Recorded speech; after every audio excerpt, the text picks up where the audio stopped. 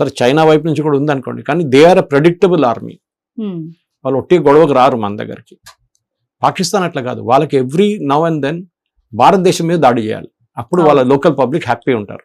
దానికోసం ఒకసారి చెప్తుంటారు కదా, ఇక్కడ మోదీ గారు హిందుత్వ ఎలిమెంట్స్ లేపుతారు దానికోసం, ఆయన ఓట్ల కోసం. పాకిస్తాన్ అదే జరుగుతుంది. మోదీ గారు హిందుత్వ ఎలిమెంట్ చేయట్లేదు ఇక్కడ, ఆయన కాన్స్టిట్యున్సీలు చూసుకుంటున్నాడు ఆయన, అంతే, ఇంకేం లేదు. యోగి ఆదిత్యనాథ్ గారిని ఎవరైనా కానివ్వండి. పాకిస్తాన్ అట్లా కాదు. పాకిస్తాన్లో వాళ్ళ పాపులేషన్ని ఒక వైపు పీస్ఫుల్గా పెట్టుకోవాలంటే ఇది చేయాలి, లేకుండా వాళ్ళు గొడవ చేస్తారు, గవర్నమెంట్ దింపేస్తారు. పాకిస్తాన్ స్టార్టింగ్ నుంచి యాయా ఖాన్ నుంచి ఇప్పుడు అసీం మునీర్ దాకా వాళ్ళ ఆర్మీ నడిపిస్తారు. పాకిస్తాన్ నడిపించేది ఆర్మీ. ఇది వాళ్ళు మనం గుర్తుపెట్టుకోవాలి. అందరూ కామన్ జోక్ ఒకటి ఉంది అక్కడ, Pakistan is run by army అని అల్లా. It is correct.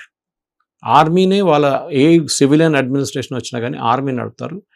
జియాउल హక్ కానివ్వండి, పర్వేజ్ ముషరఫ్ కానీ ఎవరైనా కానీ, మాకు తెలియదు కార్గిల్ ఎట్లా జరిగింది మాకు తెలియదు, ఎవరు తెలియదండి, ఆర్మీ చేస్తున్నారు వాళ్ళది. They decide everything. మనం ఏం చేయాలంటే మన వైపు నుంచి ఇప్పుడు యూఎస్ ఇంత క్లోజ్గా వెళ్తున్నారు పాకిస్తాన్కి, ఎందుకంటే వాళ్ళకి రేర్ ఎర్త్ కావాలి, వాళ్ళు డబ్బులు ఇచ్చారు పాకిస్తాన్ ఆర్మీ, ఈయన కంపెనీలో ఇన్వెస్ట్ చేశారు ట్రంప్ కంపెనీ. కానీ తర్వాత కూడా ట్రంప్కి ఇప్పుడు తెలిసిపోయింది ఇదొక భస్మాసురం, ఒక్కసారి వరం ఇస్తే తల తీసుకొచ్చి మన తల మీద చేయి పెడతాడు, జరుగుతుందని. అదే జరుగుతుంది.